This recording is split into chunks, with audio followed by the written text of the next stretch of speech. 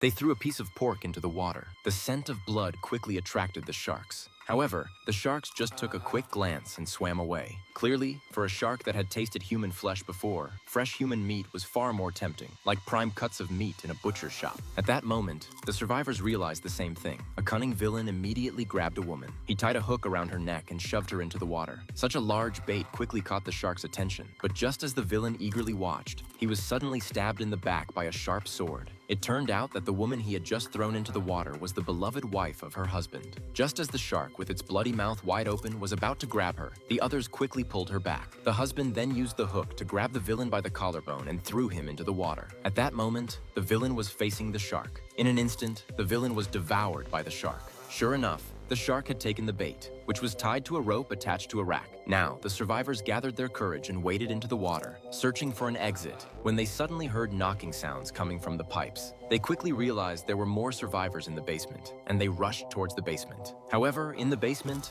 another shark was waiting for them. A few of them barely managed to climb onto the roof of a car, escaping just in time to avoid being bitten, but they were all trapped. The girl then discovered that the car they were in was actually her father's car, a police car. This meant there should be weapons inside. While some of them made noise on the car roof to draw the shark's attention, the man jumped into the water. He fumbled around for a while. Eventually, he found a handgun and a shotgun inside the car. Now, they weren't so afraid anymore. He jumped back into the water, ready to face the shark.